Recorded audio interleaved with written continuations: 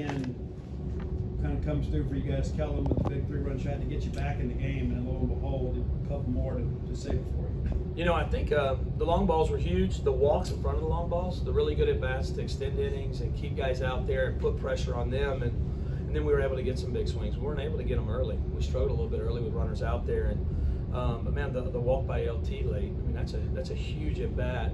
And then, you know, the home runs are huge. I mean, we do hit a lot of home runs. We got some physical guys, and having guys out there hitting home runs, it makes a big difference. That game looked a lot like some of those games last year where, you know, you might not have been able to produce a whole lot of runs early, and then late in the game, it just seems like y'all were able to get some big at-bats.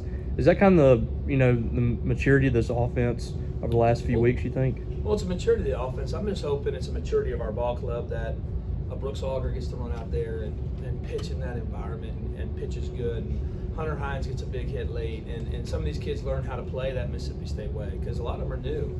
And for us this year, we haven't had a lot of that. So having a win like that, having the, you know, I told them after the game, I always say if you get hits, the crowd will get involved. And the dude effect it was in real effect tonight, especially there late. It's hard for another team to come in and close you out here, and they have to make really good pitches and make plays, and we were able to take advantage of that tonight. You mentioned Brooks too. Again, another good outing for him. A lot of emotion from him too after that last punch out there. Yeah. That's not really a lot we've seen from him, but how pleased were you with he tonight? Big. You can just see him getting better by every game. I mean, just every game he's gotten a little more comfortable, I guess is the word, and competitive. You know, early in the year, I think he just was a little nervous getting out there, and now he's starting to really get comfortable in those moments. So he was really good. You talked about, you know, playing in this environment. Hunter goes up there, you know, as a freshman, you know, he seems to impress every time he goes up there. What does it mean to kind of see him in that situation come up with another big hit? Well, he's a freshman in a lot of ways, especially base running, but he is he's a very mature hitter, and he's very competitive. Like the problem is he don't think he should ever get out. Like he just has that about him. So he doesn't, when he steps in the box, he's not nervous or anything like that. He is, you know, he's just really good. And when he steps inside the box, but you know, it's just a competitive kid. It reminds me of a lot of these kids we just had graduate. He's just not scared of anything. Speaking of not being scared of, are you scared to talk to RJ these days? Maybe you'll jinx him or say something to get him off his game, as all of a sudden he's maybe the hottest guy on the team. Well, he's hot. He definitely is hot. He's a good player, though. That's what kind of hurt us early is he wasn't playing well early, you know, and then got in a rotation, and he's a good player. Like, he's played well his whole career, and he's played over 200 college baseball games. So having a kid with that maturity and been around that long is huge for us. And then on top of it, he's hot.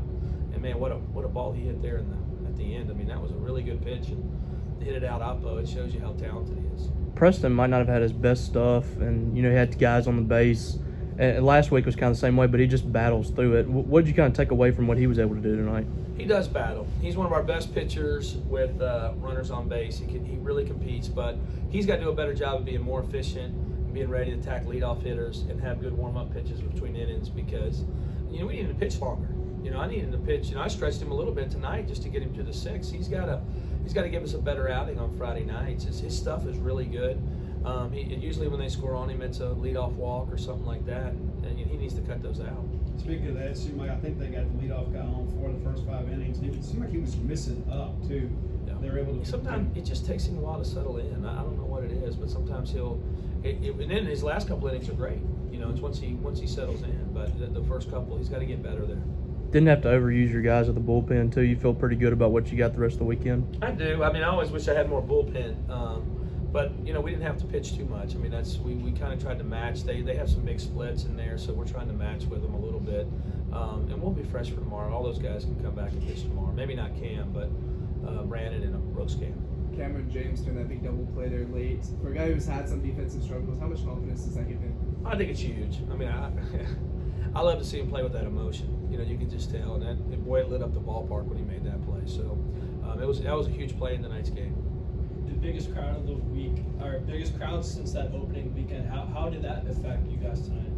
Yeah, it was fun. I mean, once we started playing and getting hits, it was a lot of fun. So, you know, that's why these kids come here. They want to play in front of that. They want to play, you know, in those environments. And R.J. Yeager, I mean, he'll remember that night for the rest of his life of hitting that ball and with the crowd that you have. And I even see Hunter Hines. I mean, he came in after his ball. He probably never had a ball in in that type of moment in his life. So it's a lot of fun, and it's you don't take it for granted because, man, our fans come from everywhere. So it's a fun fan base to play in front of. I know. Last year's team so tough down the stretch. You had to fight them for all 27 outs. It feels like there's some resiliency now kind of developing with this group. Are you seeing that? Maybe that toughness is transferring? That was the best thing about tonight is we're learning it, right? We're learning it as a team. And some kids like Luke Hancock knows what it feels like, but this group, these kids on this journey, they're starting to figure out how to win and how to play and what SEC baseball is all about, and a lot of them are new. So it's fun to watch, and it's a big win for us because it reinforces a lot of that. Even in the middle of the game, I pulled them up like, this game's far from being over. You got to keep playing in SEC baseball. You never know what's going to happen, and tonight you never knew what was going to happen. I mean, it just went our way late. Cam Tuller almost got out of it that inning when he gave up the hit with 2 outs, and then he came back the next inning and pitched well, and then the next inning gave you a chance too. Did you like what you saw from him? I did in the second and the third inning. I mean, he's got to be better when he comes out there. We just, I think tonight they got 3 or 4 runs on leadoff walks or leadoff HBPs. Mm-hmm. And, I think 2 HBPs scored and 2 walks maybe scored tonight. Like, and I give them credit when they get hits. It's fine, they can get hits, but we got to make them earn everything. I mean, it happened on our side too. We had some walks and stuff and got a big hit behind it. Yeah.